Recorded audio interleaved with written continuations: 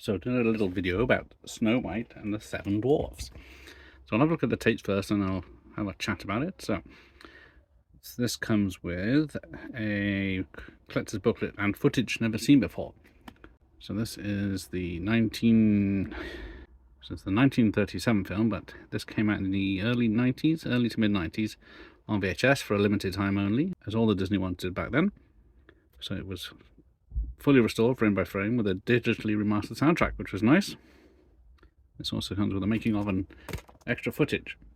So this one's in particularly good condition.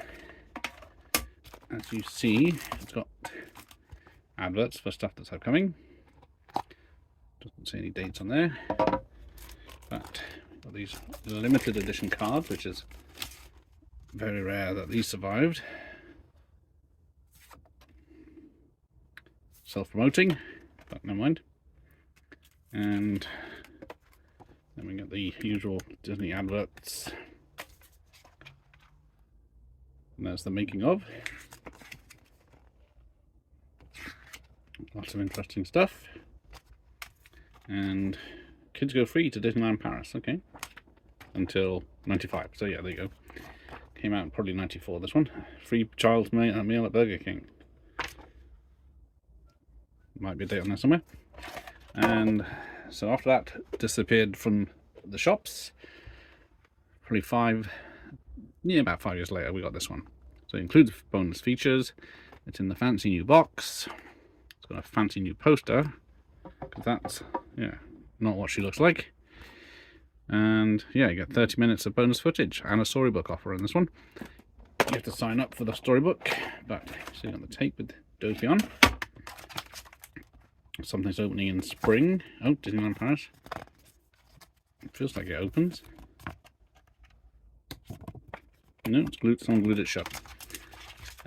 So there's the free storybook offer. They say free, but you usually have to pay about £5 postage. And apparently the Lion King is coming to the Lyceum Theatre in London. And Beauty and the Beast. Excellent. So let's put these over there so you can see something interesting to look at. So yeah, I started watching Snow White and the Seven Dwarfs to do a modern audience reacts to it, because I thought it would be an easy target, especially about all the stuff that's going around now. People talking about how problematic it is. And one thing I found out is I thoroughly enjoyed it. It had none of the nonsense they were on about.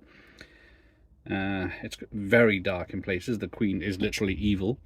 She leaves people to die of thirst in a prison. She puts Snow White into a permanent sleep so people think she's dead, because she wants her to get buried and be conscious for eternity while she rules the land. So it's it's only a use certificate in Britain, but there was a lot of scary stuff that scared me as a child. I haven't seen this film in probably 30 years now, so I went through it looking for problems and ended up thoroughly enjoying it. The animation is amazing. This film is, what, 80-something years old, and every frame was hand-drawn, and the animation, the detail, when you've got hundreds of animals in one frame moving around, no wonder it's still a timeless classic, not a problematic film.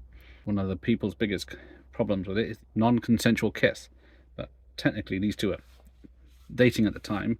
He thinks she's dead, so he's kissing her goodbye, which is what anyone in love would have done. He's not stalking her. He comes upon her one day and then they start chatting. That's not stalking. And she's just as into him as he is into her. So, and that's what you get for all this nonsense these days when you look back at stuff with modern eyes. There's nothing there in general.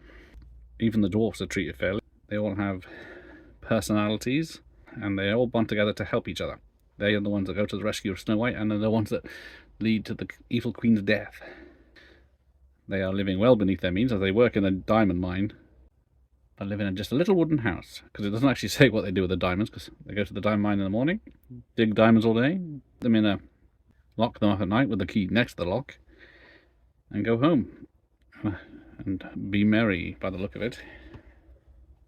But then she comes into their lives, and in return for letting her stay in their house while she hides from the evil Queen, she does some chores, which is what most people would do if they were staying at someone's house. She's just helping out and being part of their group. That's why in the end they don't bury her. They put her in a glass coffin because they grew to love her. They were all treated as equals. Anyway, that's enough from me. Thanks for watching. Here ended the lesson.